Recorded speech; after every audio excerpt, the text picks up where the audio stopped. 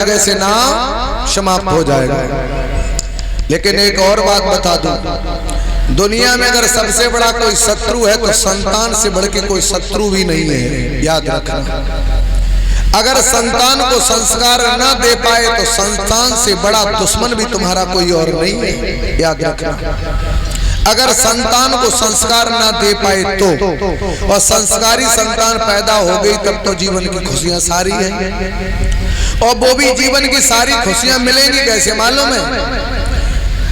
तुम सोचोगे लड़का की बहू की गारंटी है जो तुम्हारी सेवा करे, गारंटी कुछ नहीं है। सवारी अपने सामान की स्वयं सुरक्षा करे।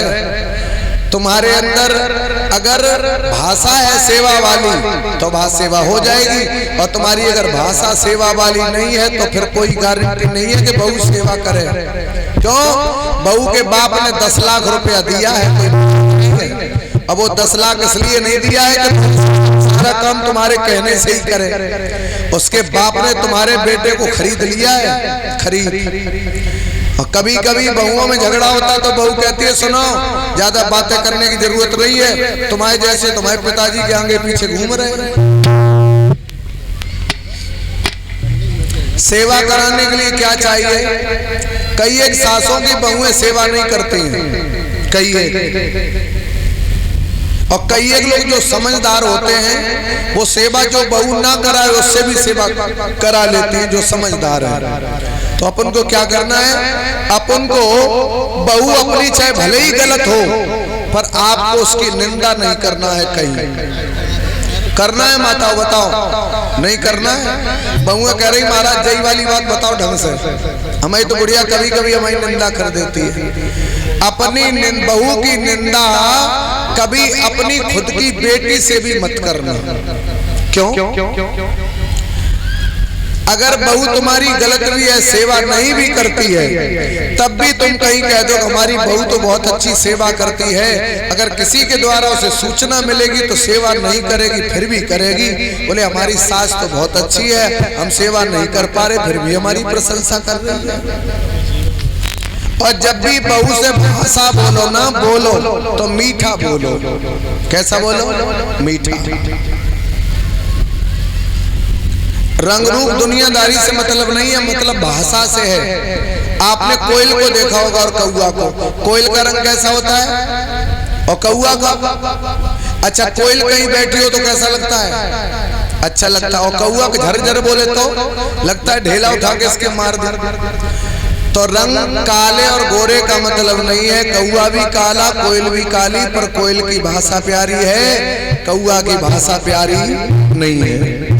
तो इसलिए मीठा बोलोगे तो हर जगह सम्मान पाओगे, और जब कड़ुआ बोलोगे तो कहीं भी सम्मान नहीं मिलेगा। जैसे एक बार कौओं में आपस में झगड़ा हुआ तो कुछ कौआ मलिक मील कॉलोनी छोड़ना चाहते थे। तो कुछ कौओं ने कहा कि भैया हम तो यहीं रहेंगे, यहाँ तो मस्ती है। बोले क्यों? बगल से बोले ट्रेन की पटरी निकली, मन प्रसन्न ना हो तो उधर स्टेशन पर चलने चले जाओ, बहरहाल हम छोड़ के नहीं जाएंगे। और कुछ कौआ नाराज थे, बोले हम नहीं यहाँ रुकेंगे। तो बोले पंचायत कराओ। पंचायत के लिए किसको बुलाया? हंसों को। और हंसों को बुलाया जब कौओं ने पंचायत के लिए, तो हंसों ने कहा भैया यहाँ क्यों नहीं रहोगे? बोले मलिक मील कॉलोनी के लोग बड़े खराब हैं। कौआ बोले क्यों? बोले जिसकी दीवार पर बैठ जाए वो ढेला मार देता, जिसकी दीवार पर बैठ जाए वो ढेला। बोले ऐसा क्यों? बोले मेरी भाषा के कारण। तो कौआ हंसों ने कौओं से कहा एक काम करो, अपनी भाषा थोड़ी संभाल लो और यहीं रहो, कहीं मत जाओ। कौआ जिद बैठ गए, बोले हम तो मलिक मील कॉलोनी छोड़ेंगे। तो हंसों ने जाते समय एक बात कही कौओं से कि तुम यहाँ से कहाँ जाओ? बोले हम इटावा निकल जाएंगे या उधर शीतला देवी मंदिर के उस साइड निकल जाएंगे।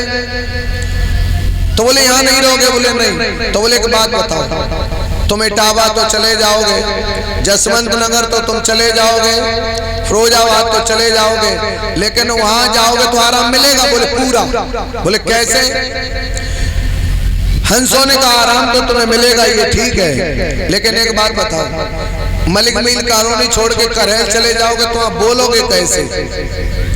कौआ बोले जैसे मलिक मील कॉलोनी में बोलते थे ऐसे ही वहां बोलेंगे। तो हंसों ने कहा चिंता ना करो, बाई भाषा से मलिक मील कॉलोनी में ढेला पड़े और बाई भाषा जब करेल में बोलोगे तो ढेला वहां भी पड़ेंगे। तो याद रखना, जब तक अपने आप में बदलाव नहीं लाओगे तब तक संसार में कहीं भी शांति और सुख मिलने वाला नहीं है। जब अपने में बदलाव लाओगे तब सब कुछ हो सकता है। लेकिन सासों को नहीं मालूम है। बहुएं जब आपस में बैठती तो क्या बातें करती मालूम? बोले हमारी तो बुढ़िया बड़ी खराब है, चेहरे ही उगलती है जब उगलती है तब। बहुओं से पूछो ससुर, अरे बुढ़ा तो बुढ़ापे में चेहरे ही उगल रहा है। आप लोगों से निवेदन है बुढ़ापे में चेहर ना उगलो। बाजार में अंगूर बिक रहे हैं, क्या बिक रहे हैं? अंगूर। अंगूर जब जवानी पे होता तो कै रुपए किलो बिकता है? 100 रुपए किलो, 125, 150 रुपए किलो, इससे ज्यादा नहीं। अच्छा, वो अंगूर जवानी पे खट्टा भी होता पर उसकी कीमत के आधार पर चला जाता है। मैं ये बात इसलिए बता रहा हूं आपकी उम्र के आधार पर। तो जवानी में अंगूर 150 और 100 रुपए किलो होता, बिक जाता है, खट्टा मीठा जैसा भी हो। और जब अंगूर में बुढ़ापा आता है तो उस अंगूर की कीमत क्या होती है मालूम है? 600 और 700 रुपए किलो। क्योंकि जवानी पे अंगूर होता है और बुढ़ापे पे किशमिश बन जाता है। क्या बन जाता है? किशमिश। तो जिनके घर में बहुएं आ चुकी हैं, जिनके लड़कों की ध्यान से रखना है, अब उनको अंगूर नहीं बनना है, अब उनको किशमिश बनना है। जब तुम किशमिश बनोगे तो तुम्हारी बहू और तुम्हें लड़का, तुम्हारी कीमत बढ़ जाएगी बुढ़ापे में। लेकिन बढ़ेगी कब मालूम है?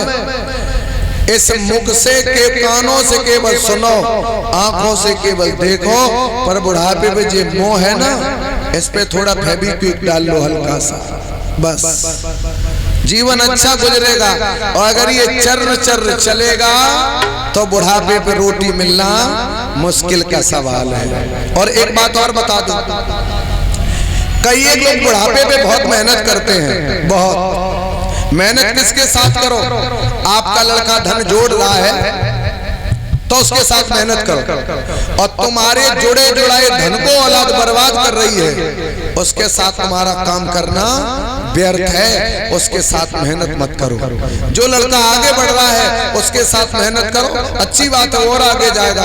लेकिन जो तुम्हारे धन को इकट्ठा तुमने किया उसे वो मिटाने में लगा, उसे वो बर्बाद करने में लगा है, तो उससे आपको पीछे हो जाना चाहिए। उसके साथ आप बेमतलब में, जैसे रात में सपना देखते हो सवेरे खत्म हो जाता है, उस सपने के समान तुम्हारी मेहनत होती है। पूरे जीवन मेहनत करो, पर बुढ़ापे पे हाथ आने वाला कुछ भी नहीं है। भगवान की संतान से सुख नहीं मिलता। गोस्वामी जी लिखते हैं रामचरितमानस में,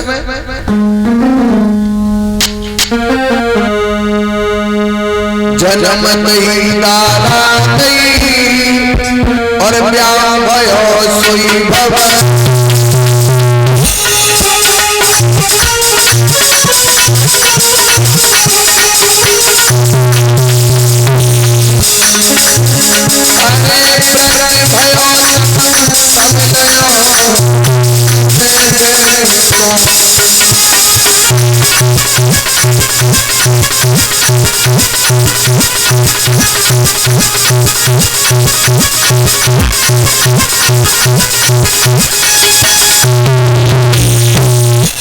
क्या लिखा है?